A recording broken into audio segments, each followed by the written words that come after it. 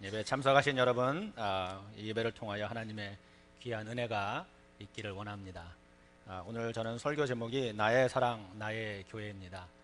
오늘 본문 말씀 여러분이 잠깐 읽으셨는데 쉬운 성경이 오늘 본문 말씀을 조금 더 이해하기 쉽게 설명을 하고 있기 때문에 제가 쉬운 성경으로 여러분들에게 본문 말씀을 다시 한번 읽어드리도록 하겠습니다. 잘 한번 들어보시고 어떤 내용의 말씀인지 여러분 묵상하시기를 바랍니다.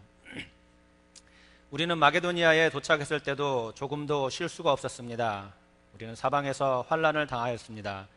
밖에서는 싸움이 있었고 안에서는 두려움이 있었습니다. 그러나 낙심한 사람들을 위로하시는 하나님께서 디도를 보내어 우리를 위로하셨습니다. 디도가 온 것만 우리에게 위로가 된 것은 아닙니다. 여러분이 디도를 위로해 주셨다는 말을 듣고 우리는 더 큰 위로를 받았습니다. 디도는 나에게 와서 여러분이 나를 몹시 보고 싶어 한다는 것과 나에게 잘못한 것을 뉘우치고 있다는 것에 대한 나를 대단히 염려하고 있다는 소식을 전해주셨습니다. 그래서 나의 기쁨은 훨씬 더 커졌습니다.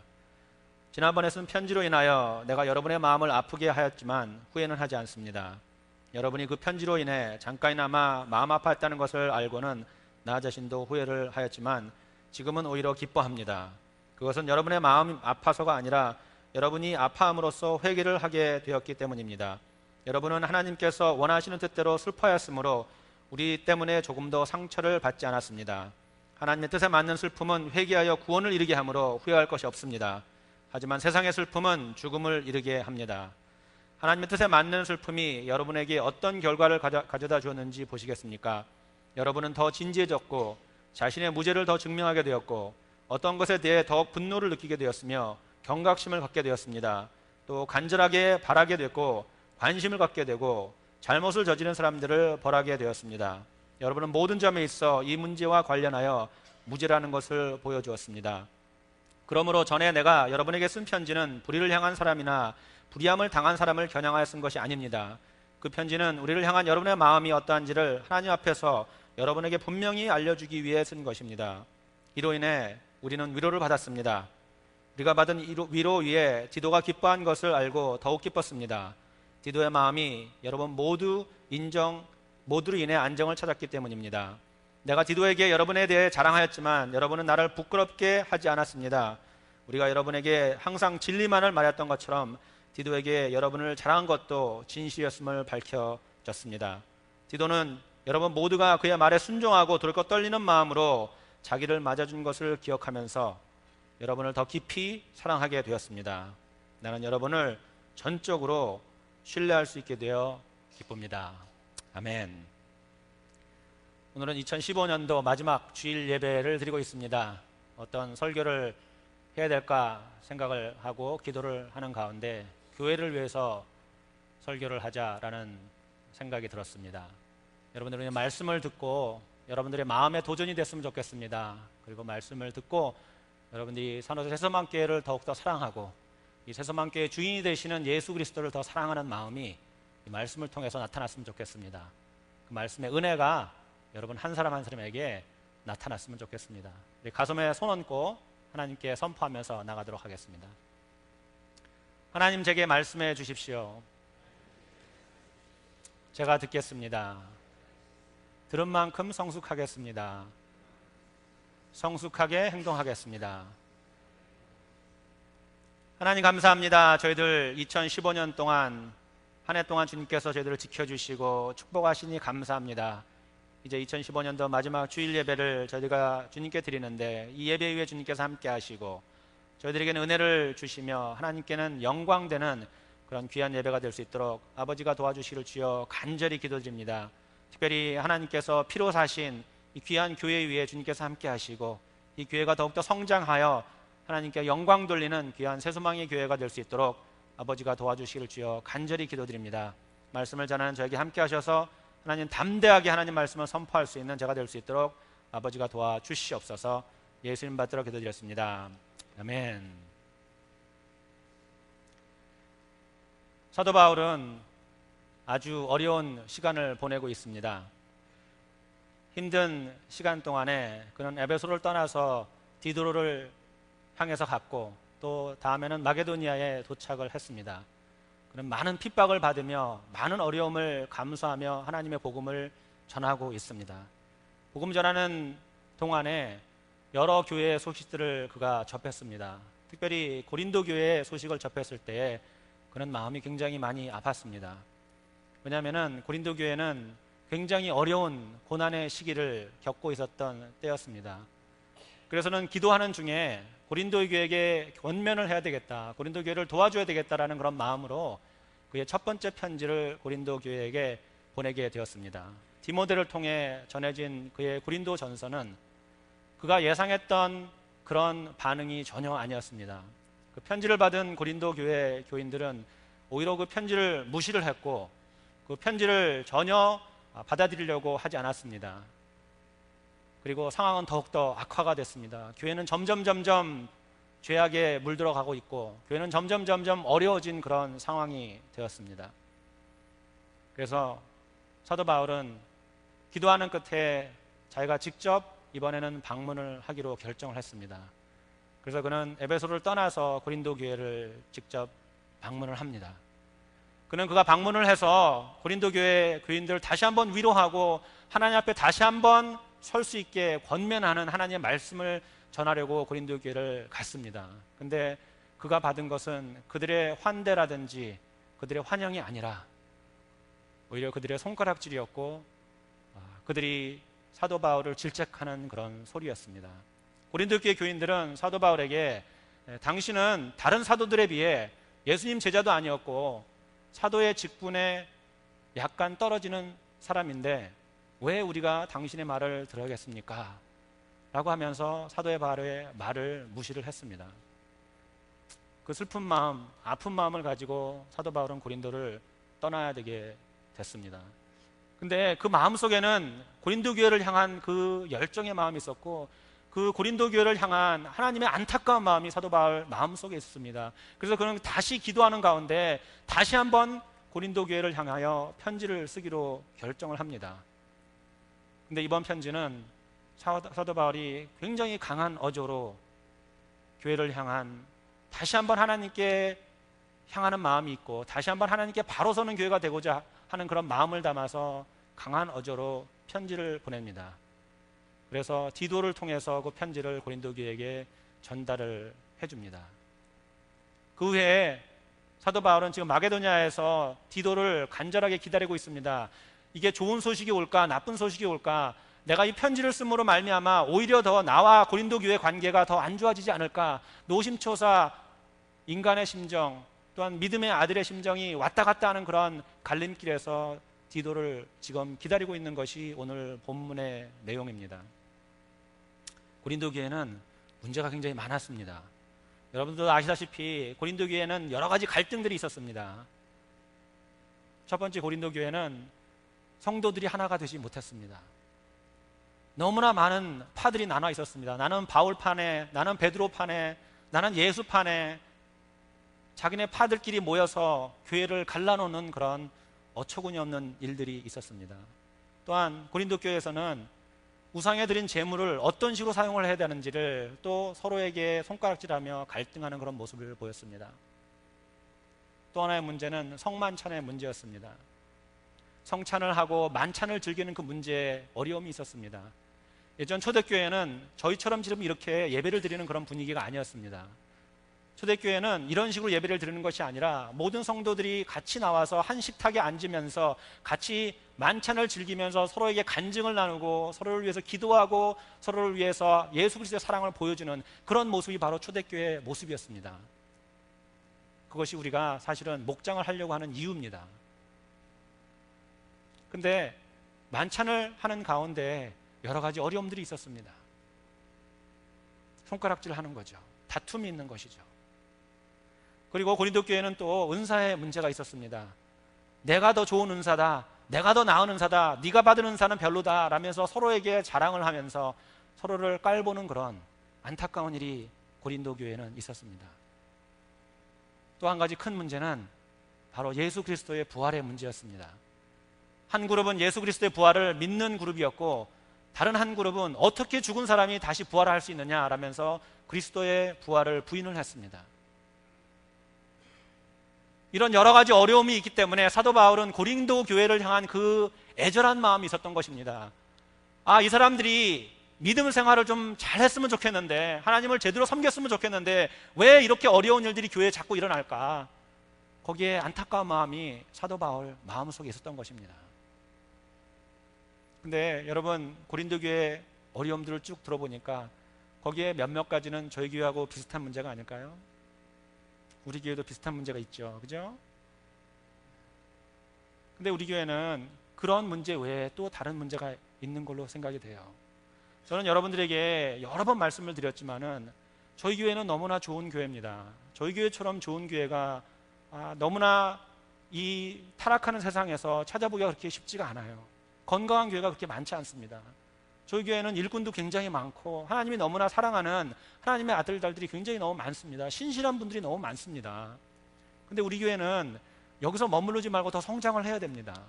근데 성장을 하기 위해 여러 가지 우리 교회에 놓인 그 사안들, 걸림돌들이 굉장히 많습니다. 그 대표적인 것들을 몇 개만 한번 나눠보려고 합니다. 첫 번째는 제 생각에는 저희 교회가 반드시 이루어야 될 것은 뭐냐면은 우리 교회 어른들이시죠. 상록회 어른들 특별히 생각이 나는데요. 저는 상록회 어른들을 굉장히 존경합니다. 이분들이 나이가 있으셔서 연세가 있어서 존경하는 것이 아니에요. 제가 존경하는 이유는 제가 그분들이 어떻게 신앙생활을 했는지 제가 보고 자랐기 때문에 그렇습니다. 저는 어렸을 때 부모님을 따라서 이민을 왔습니다.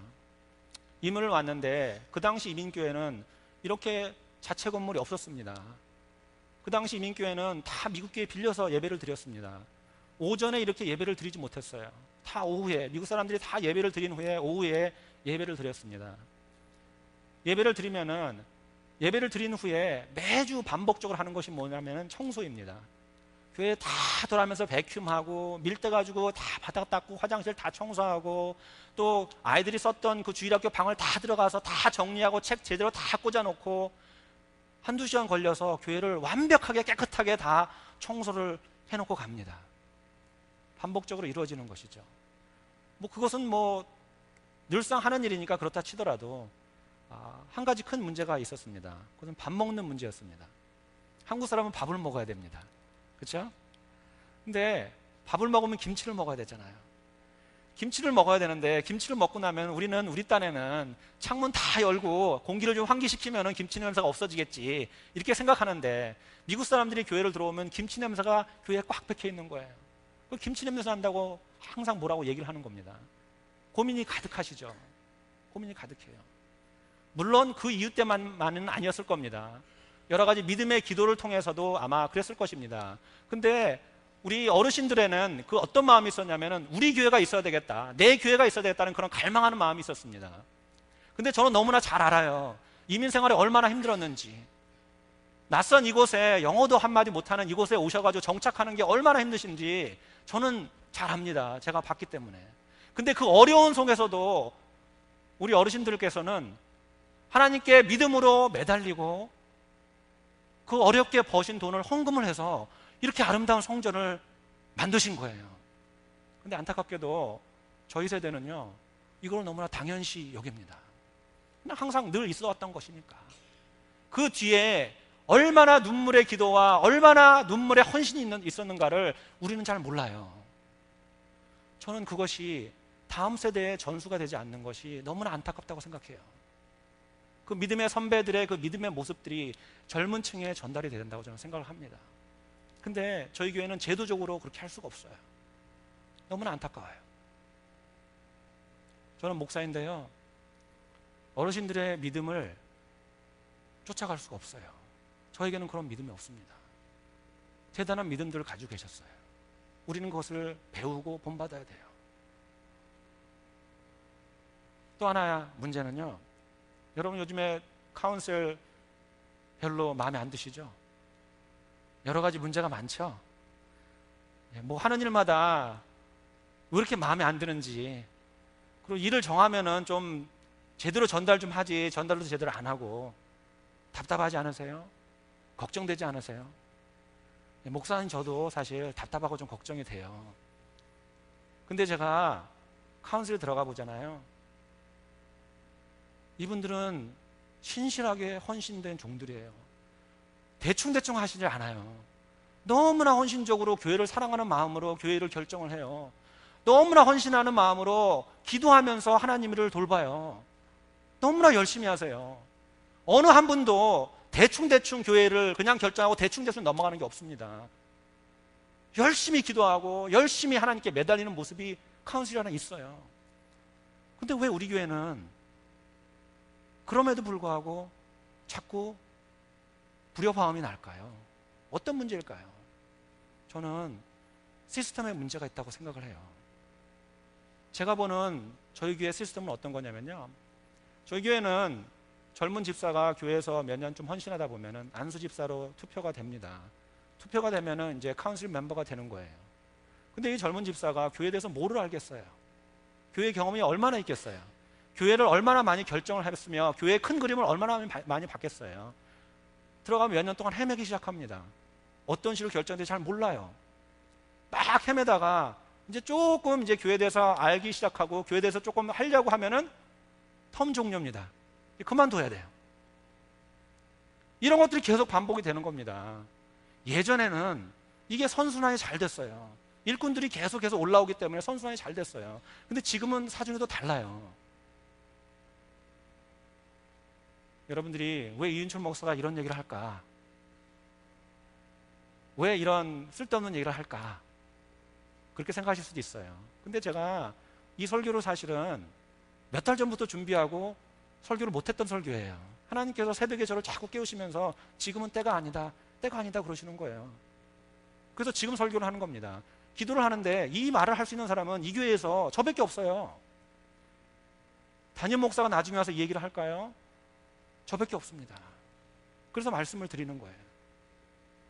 지금은 이제 더 이상 다음번에 카운슬에 들어갈 사람도 그렇게 많지가 않아요. 우리 교회는 위기에 더 큰 위기가 지금 앞에 놓여 있는 겁니다. 해결을 해야 돼요. 해결을 해야 돼요. 저희가 또 담임 목사 청빙을 하고 있잖아요. 그죠? 담임 목사 청빙 어렵습니다. 쉬운 게 아니에요. 그죠? 제가 이렇게 곰곰이 이렇게 보니까 저희 교회는 크게 두 가지 그룹이 있어요. 담임 목사 청빙에 대해서. 한 가지 그룹은 무관심한 그룹이에요. 네. 잘 되겠지. 잘 되겠지. 아이 귀찮아 나는 그냥 생각 안 할래. 무관심 그룹. 또 다른 한 그룹은 담임 목사님이 오시면 무조건 다 잘 될 거야. 다 잘 될 거야. 두 가지 그룹이 있어요. 둘 다 제 생각에는 좀 위험하다고 생각을 해요.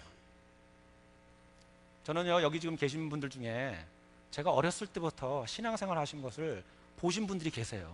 어떻게 제가 신앙적으로 성장을 하고 어떻게 교회 안에서 성장을 했는지 보신 분들이 계세요. 그리고 제가 이 교회에서 전도사 생활을 했기 때문에 어떻게 전도사 생활을 하고 어떻게 아이들을 양육하고 신앙적으로 성장을 시켰는지 보신 분들 계세요. 그리고 제가 다시 돌아와서 지금 이제 7년째 접어드는데요, 제가 어떤 목사인지 여러분들 다 잘 아세요. 근데 여러분이 저를 신뢰하지 못한다고 한다면은, 그러면은 새로운 목사가 여기 왔는데 세상학교에서 하나도 모르는 생판 모르는 그런 목사가 왔는데 이런 시스템을 다 바꾼다고 여러분 한번 생각해 보세요. 여러분들이 그 목사를 신뢰하실 수 있을까요? 신뢰하시고 여러분 순종적으로 그 목사님을 쫓아갈 수 있을까요? 담임 목사 좋은 분 오시는 거 중요해요. 너무나 중요해요. 우리가 간절히 기도해야 돼요. 근데 그거와 똑같이 중요한 것은 뭐냐면 우리가 준비가 되어 있느냐, 그것이죠. 여러분과 제가 준비가 되어 있느냐, 변화될 마음이 있느냐, 그것이 중요한 것이죠. 그것이 중요한 거예요. 저는 상록회 어른들의 그 믿음의 전수를 저희가 받아서 이 교회가 그 이전보다 더 좋은 교회로, 더 성장하는 교회로 만들어가고 싶어요.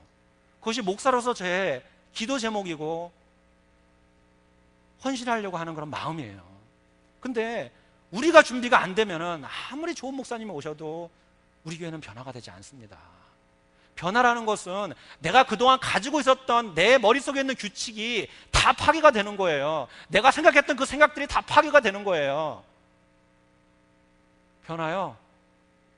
저도 싫습니다. 그냥 저 이대로 좋아요. 제가 굳이 이런 설교 여러분들에게 안 해도 저 사랑받고 있어요. 여러분들에게 그냥 좋은 말만 해도 돼요. 저 일부러 이렇게 설교 안 해도 돼요. 그냥 좋은 소리 듣다가 아, 이은철 목사 좋은 사람이었어, 이렇게 끝나면 저는 너무 좋아요. 근데 과연 그것이 하나님이 원하시는 걸까요? 우리가 먼저 우리 자신을 들여다봐야 되는 거예요. 사도 바울은 고린도 교회를 보면서 고린도에게 그의 강한 어조의 편지를 썼는데 다행히도 하나님의 은혜로 고린도 교회가 변화하기 시작했습니다. 다행히도 하나님의 은혜로 고린도 교회가 변화하기 시작했는데 그 변화의 시조가 바로 근심이었습니다. 근심. 오늘 본문에 보면은요 8절과 9절에 이런 말씀이 있습니다. 그러므로 내가 편지로 너희를 근심하게 한 것을 후회하였으나 지금은 후회하지 아니함은 그 편지가 너희로 잠시만 근심하게 한 줄을 암이라. 내가 지금 기뻐함은 너희로 근심하게 한 까닭이 아니요 도리어 너희가 근심하러 회개함에 이르는 까닭이라. 너희가 하나님의 뜻대로 근심하게 된 것은 우리에게서 아무 해도 받지 않게 하려 함이니라. 사도 바울의 편지를 보고 고린도 교회는 근심을 했는데요, 사실 여기 번역된 근심이라는 단어는 이 정확한 헬라어의 번역이 사실은 아닙니다. 헬라어 루피오마이라는 이 단어는 근심이라는 그런 단순한 단어가 아니라요, 근심에 빠진 애통함입니다. 근심에 빠진 애통함. 사도 바울은 고린도 교회에게 편지를 할 때 근심에 빠진 애통함이 있어야 된다고 얘기를 하는 거예요. 여러분이 새소망교회를 향하여 근심에 빠진 애통함이 있어야 된다는 것을 이야기하는 것입니다. 우리 교회의 당면한 과제들을 보고 우리 교회가 올바로 가야 되는 그 길을 보고 근심하며 애통하며 하나님께 매달리는 그런 믿음이 있어야 된다고 사도 바울은 이야기를 하고 있는 거예요. 마태복음 5장 4절에 보면은 애통하는 자는 복이 있나니 그들이 위로를 받을 것이며, 우리가 애통할 때 하나님은 우리를 위로해 주실 것입니다. 우리가 애통하는 마음으로 하나님께 나왔을 때에 하나님은 우리를 위로해 주실 거예요. 우리를 붙잡아 주실 거예요. 우리를 강하게 담대하게 해 주실 겁니다. 그런 마음이 우리에게 필요한 것입니다. 애통한다는 것은 마음이 찢어지는 것입니다. 교회를 생각할 때에 우리의 영적인 마음이 찢어지면서 하나님께 울부짖는 그 마음이 있어야 된다는 거예요. 그런 사랑하는 마음이 있어야 된다는 것이죠. 그게 애통하는 마음입니다. 그것을 원하는 것입니다. 창세기 37장에 보면은 야곱의 애통하는 모습이 나옵니다. 야곱의 아들들이 요셉을 애굽으로 팔아 넘기고 집에 와서는 아버지에게 요셉이 짐승에 잡혀 먹어서 죽었습니다 라고 이야기를 합니다. 그 말을 듣고 야곱은 자기 옷을 찢으면서 애통하는 마음을 보여주는 것입니다.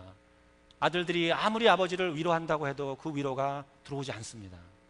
간절함에, 슬픔에 애통하는 마음, 애통하는 마음. 누가복음 19장에 보면은 예수님이 나귀를 타시고 예루살렘에 입성을 하시는데요, 나귀 위에 계신 예수님께서는 예루살렘을 바라보시고 우시고 계셔요. 예루살렘을 바라보시고 우시고 계시는 그 예수님의 모습이 바로 애통하는 모습입니다. 안타까운 모습이에요. 안타까운 모습입니다. 그 애통하는 모습, 근심에 쌓인 그 애통하는 모습, 그 모습이 하나님이 원하시는 모습인 것이죠. 사도 바울은 이 애통하는, 근심하는 그 마음이 두 가지 종류가 있다고 우리에게 이야기를 해줍니다. 10절에 보면은 하나님의 뜻대로 하는 근심은 후회할 것이 없는 구원에 이르게 하는 회개를 이루는 것이요, 세상 근심은 사망을 이루는 것이니라. 하나님의 뜻에 합당하는 근심이 있고 세상 근심이 있다고 이야기를 합니다. 근심이라고 해서, 애통이라고 해서 다 똑같은 애통, 근심이 아니라는 것이죠. 그럼 하나님의 뜻대로 하는 근심은 무엇이냐? 하나님의 뜻대로 하는 근심은 내 삶에 하나님이 중심이 있는 것입니다. 그래서 내 행위가, 내 삶이 하나님의 뜻에 합당한지 안 한지를 바라봤을 때에, 그랬을 때 내 모습이 어떤가를 바라보는 나의 자세, 그것이 하나님 뜻에 합당한 근심입니다. 그럼 세상적인 근심이 무엇일까요? 세상적인 근심은 분노하고 원한을 품고 자기를 정당화시키고 원수를 갚으려고 하는, 싸움을 하려고 하는, 이것이 세상적인 근심입니다. 하나님은 그런 세상적인 근심을 우리에게 하기를 원하지 않으세요. 하나님의 뜻에 합당한 근심, 우리 자신이 하나님을 바라봤을 때 내가 사는 이 삶의 모습이 하나님이 원하시는 모습인지, 우리 새소망교회가 하나님의 뜻에 합당한 교회인지 아닌지, 그런 근심한 모습이 있어야 된다는 것이죠. 그런 애통하는 모습이 있어야 된다는 것이죠. 하나님을 향한 이 애통은 우리로 하여금 회개를 하게 만들어요. 하나님을 향한 이 애통한 마음 우리로 회개를 하게 만듭니다. 하나님 앞에 회개를 하는 그런 마음이 이 근심을 통해서 나오는 겁니다. 여러분과 제가 애통하는 마음을 하나님께 붙잡힘을 받는다고 한다면 우리의 입술에서는 하나님 제가 죄인입니다라는 회개가 나와야 되는 것이에요. 우리 새소망교회가 우리 개개인이 그렇게 회개하는 믿음이 있어야 되는 것입니다. 가룟 유다는 예수를 팔기 전에 하나님께 돌아올 수 있었습니다. 회개할 수 있는 기회가 있었어요. 근데 그는 회개를 하지 않았습니다. 베드로는 예수님을 3번 부인한 후에 하나님 앞에 회개를 했습니다. 그래서 하나님께서 베드로를 사용하신 거예요. 그래서 하나님께서 베드로를 세우신 겁니다. 회개하는 마음이 있었기 때문에, 회개하는 그 마음 때문에.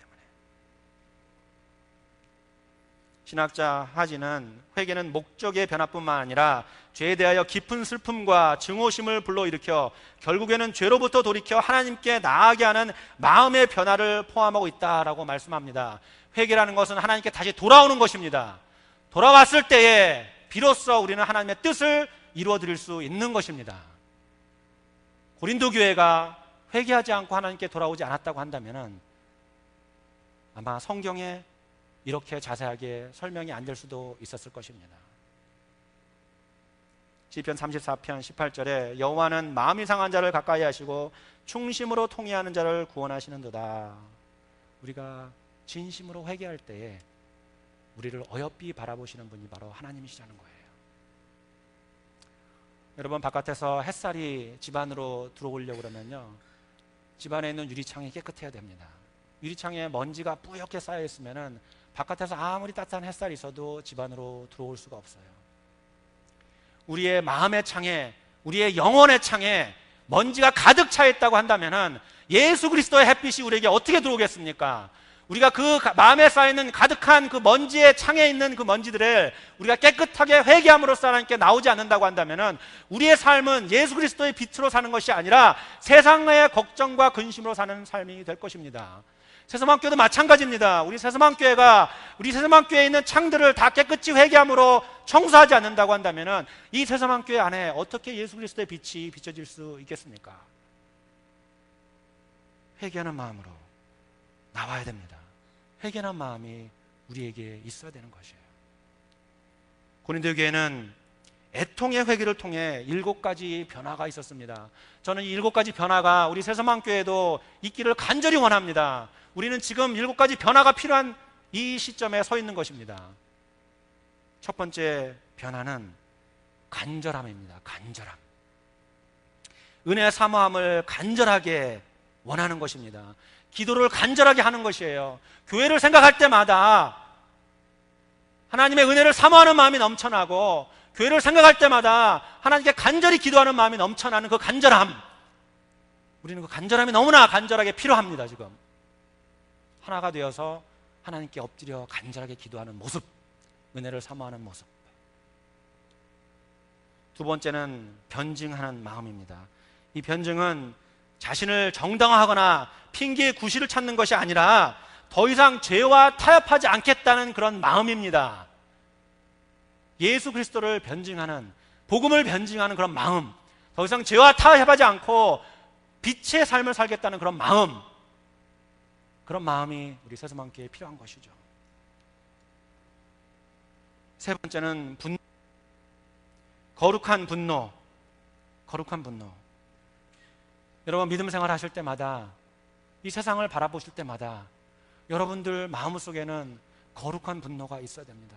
만약에 여러분 마음속에 거룩한 분노가 없다고 그러면은 우리는 믿음 생활을 잘못하고 있는 거예요. 이 악한 세상을 여러분들이 바라봤을 때에 내 마음속에서 거룩한 분노가 나지 않는다면은 하나님 이 땅을 고쳐주십시오라고 우리가 목소리 높여 외치는 그런 마음의 분노가 없다고 한다면은 우리는 믿음 생활을 잘못하고 있는 것입니다. 세상을 바라보십시오. 얼마나 악화에 빠져 있는 세상이 되는지, 하나님을 점점점 멀리하는 세상이 되는지, 그 분노함이 우리 마음속에 있어야 된다는 것이죠. 다윗 왕은 이런 분노함 때문에 골리앗이라는 거인을 물리친 것입니다. 그가 전쟁터에 나갔을 때에 이방신을 섬기는 이 거인을 앞에 두고 이스라엘 민족 하나님의 백성들은 벌벌 떨고 있는 겁니다. 분노가 나온 것이에요. 어떻게 하나님 섬기는 사람들이 이방인에게 벌벌 떨고 있는 그런 상황이 생길 수 있을까? 그 분노함에 인하여 다윗은 골리앗을 때려 물리치신 거예요. 우리에게 그 분노하는 믿음이 있다고 한다면 우리의 교회 모습이 어떻게 바뀔까요? 네 번째로는 두렵게 하는 마음이 있었습니다. 두려움의 마음이 있었어요. 하나님을 두려워하는 마음이 있다는 것이죠. 하나님을 두려워하는 마음이 생겼다는 것입니다. 저는 목사로서 사람들의 손가락질, 사람들의 비난 별로 두렵지 않습니다. 상처는 되겠죠. 마음이 많이 아프겠죠. 비난하고 손가락질하면 얼마나 힘들겠어요. 근데 그것들 시간 지나면 다 해결됩니다. 기도하면서 이겨내면 다 해결이 돼요. 별로 두렵지 않아요. 근데 제가 너무나 두려운 것은 한 가지가 있습니다. 너무나 두려운 것은 뭐냐면은 제가 천국에 갔을 때 하나님께서 내가 너를 목사로 만들어줬는데 네가 나를 위해서 무엇을 했느냐라고 물어보실 때 하나님 저 그냥 잘 먹고 잘 살았습니다. 이렇게 대답할까 봐 너는 두렵습니다. 너무 두려워요. 여러분들은 천국에 가실 때 하나님께서 내가 너희를 새소망교회 공동체 일원으로 보냈는데 너가 새소망교회에서 무엇을 했느냐고 물어보시면은 여러분 도대체 뭐라고 대답하실 것입니까? 저는 그것이 너무나 두렵습니다. 하나님 제가 겸손하게 하나님을 섬기기를 원합니다. 겸손하게 하나님께 나오기를 원합니다. 그래서 하나님 앞에 두렵고 떨린 거예요. 하나님 제가 잘하고 있나요? 제가 잘못하는 거 있으면 저를 쳐주세요. 저를 꼬꾸라뜨려 주세요. 두렵고 떨린 마음이 있는 것입니다. 교회를 향하는 마음, 그런 마음이 우리에게 필요한 것입니다. 다섯 번째로 고린도 교회가 가지고 있었던 변화의 모습은 바로 사모하는 모습입니다. 사랑하는 모습, 하나님을 사랑하는 모습, 예수 그리스도를 사랑하는 모습, 성령님을 사랑하는 모습. 여러분 예수님을 사랑하시나요? 하나님을 사랑하시나요? 성령님을 사랑하시나요? 보여주십시오. 여러분들 행동과 삶을 통해서 그 사랑을 보여주십시오. 이 새소망교회 공동체 안에 예수 그리스도의 사랑이 가득할 수 있도록 여러분 보여주십시오. 우리에게 필요한 것이 그 사랑인 것을 여러분들이 기억하시기 바랍니다. 여섯 번째 고린도 교회가 가지고 있었던 것은 뭐냐면 열심입니다. 열심. 변화의 모습 속에 열심이 있었습니다. 회복을 위한 열심, 그들 자신을 깨끗게 하려는 열심이 있었다는 것이죠. 우리 교회는 열심이 있나요? 열심이 필요합니다. 열심으로 하나님을 섬기는 그런 마음이 있어야 되는 거죠. 일곱 번째 마지막으로는 벌하게 하는 그런 마음이 있습니다. 이 벌하게 한다는 마음은 죄를 반드시 처벌해야 된다는 것을 단호하게 이야기하는 것입니다. 죄악된 삶을 그대로 사는 것이 아니라 죄악된 삶으로서 돌아오는 그런 삶의 모습. 죄는 그냥 그 자리에서 머물러 있는 것이 아니라 죄는 반드시 벌이 따르고 있다는 것을 상기시키는 그런 마음. 우리가 교회에 대해서 오해하고 있을 만한 것들이 하나 있습니다. 우리가 교회에 왜 이렇게 매주마다 모여서 예배를 드릴까요? 왜 우리는 하나님께 이렇게 찬양을 드리면서 경배하면서 예배를 드릴까요? 물론 가장 중요한 이유는 바로 하나님께서 우리의 예배를 기뻐 받아 하시기 때문에 그래요. 우리는 하나님께 경배드리며 예배를 드려야 됩니다. 근데 하나님께서 이 교회라는 공동체를 만들어 두셨을 때는 단순히 하나님께 예배만 드리고 끝나려고 하는 것이 아니라 지상 끝까지, 땅 끝까지 그의 복음을 전파하기 위해서 그러는 거예요. 근데 우리 교회가 우리 안에서 하나가 되지 못하고 우리 안에서 가장 기본적인 복음에 전달된 그런 마음의 준비가 되지 않고 우리 안에서 계속 어려움이 계속해서 나타난다고 한다면 우리가 어떻게 땅 끝까지 가서 복음을 전할 수 있을까요? 우리는 그냥 이런 식으로 예배만 드리다가 그냥 천국에 가면 될까요? 우리는 하나가 되어서 성장을 해서 더욱더 성숙을 해서 예배로 그치는 것이 아니라 예배 이상을 넘어서 땅 끝까지 모든 사람들이 하나님께 예배를 드리게 할 수 있도록 복음을 전하는 그 사명을 가지고 이 땅에 지금 살고 있는 것입니다. 그것이 바로 교회인 것이에요. 그것을 우리는 알고 그렇게 믿음 생활을 해야 되는 것이에요. 여러분, 저는 새소망교회를 너무나 사랑합니다. 제가 새소망교회를 사랑하지 않으면 이런 설교를 하지 않을 거예요. 저는 새소망교회가 하나님 앞에 건강한 교회가 됐으면 좋겠어요. 저는 여러분 한 사람 한 사람이 하나님 앞에 건강한 사람이 되시고 하나님 앞에 믿음으로 충만하고 기쁨으로 충만하고 은혜로 충만한 사람이 됐으면 좋겠습니다. 그래야지 우리 새소망 공동체가 은혜로 믿음으로 충만한 공동체가 됩니다. 저는 그 마음에 간절한 마음이 있습니다. 저 같은 목사는요, 제가 해야 될 일들이 있는 것 같아요. 하나님께서 저를 새소망교회에 불러주신 이유는 제 생각에는 이런 말을 여러분들에게 들려드리라고 하는 것 같아요. 제가 인간적인 생각에 사무쳤다고 한다면 저는 이런 설교를 안 했을 겁니다. 여러분, 새소망교회를 사랑하십니까? 그 사랑을 여러분 신앙생활을 통하여, 여러분의 삶을 통하여 보여주세요. 새소망을 보여주십시오. 그랬을 때 우리 자자 대대손손 이 새소망교회는 하나님을 찬양하며 영광 돌리는 교회로, 하나님을 섬기는 교회로 계속해서 성장해 나갈 것이에요. 그런 교회가 되기를 원합니다. 기도하겠습니다.